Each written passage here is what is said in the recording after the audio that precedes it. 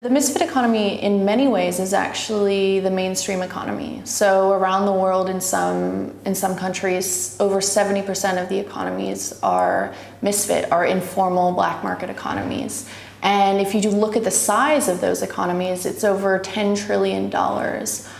So that would lag just behind the US. So really what we explore in the book is looking at some of these protagonists, hackers, pirates, gangsters, and looking at really lessons that we can learn from them, how they're running some of these businesses, and really an empathy-based invitation. How do we get entrepreneurs and intrapreneurs even within the formal economy to see the misfits in the underground economies as on par, as seeing some of those amazing hustling skills at work. If you're running, a drug business, for example, you're managing product, you're building a customer base, you're developing a brand, you're doing marketing. And so how do we look for greater opportunities to plug in some of those more marginalized types of economies with the mainstream economy? I think they've always been there. You start with these, part of my childhood fascination was with these great misfits, Robin Hood type characters, Joan of Arc, even Henry Thoreau. I grew up near Walden Pond outside Boston.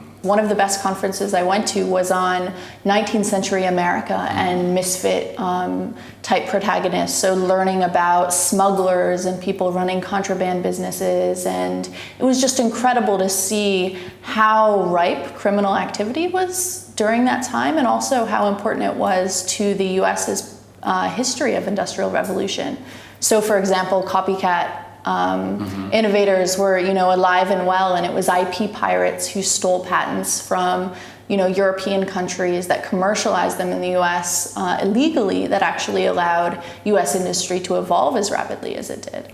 You see different types of misfits operating in different countries depending on the nature of the economy. So during periods of, rapid industrialization, I think you do see a lot of people who are left out of that wealth acquisition. And so as a result, more people are in the informal economies. Certainly in Brazil and India, that's the case. But even in, the Southern European countries, in Spain and Italy and Greece, you see many people who are increasingly part of the informal economy or more sharing economy or peer-to-peer type economies, because they have to be, because there aren't traditional jobs in the same way, and there's this growth of more of a freelancer economy.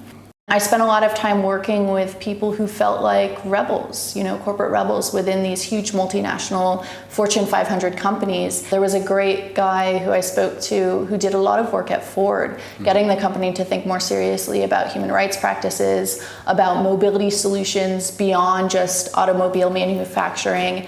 And he had a bit of a tainted reputation internally. He was going against the grain and the status quo of what Ford thought of itself. I think the cannot be led question is definitely one for misfits. As more and more people begin to take autonomy, for themselves and are actually entrepreneurs in their own right, and as companies embrace this philosophy that they should be hiring more entrepreneurs and getting people to actually, develop things that are beyond their traditional remit. Some of the misfits that we profile and some of those communities really work on decentralized leadership principles. And so how do you create communities of purpose where there isn't one kind of monarch or one kind of traditional command and control leader, but you actually have leaderlessness built around common sets of principles that communities abide by. You see that within hacker collectives, for example, or within, the Occupy movements.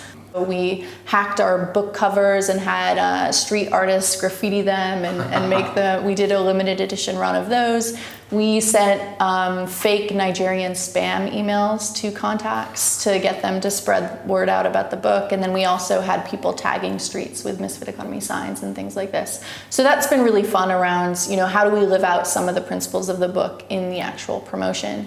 And then, for fall, really thinking about, can we aggregate a bunch of really fringe economic mavericks and do a course on Skillshare? We, at the launch party in New York, we brought together King Tone, who was the former leader of the Latin Kings, George Young, who inspired the movie Blow with Johnny Depp and was a big-time drug dealer, and a wonderful, fantastic moonshine company. Yeah, I think definitely anyone can be a misfit because we're all unique. We all have a different set of skills to bring to the world.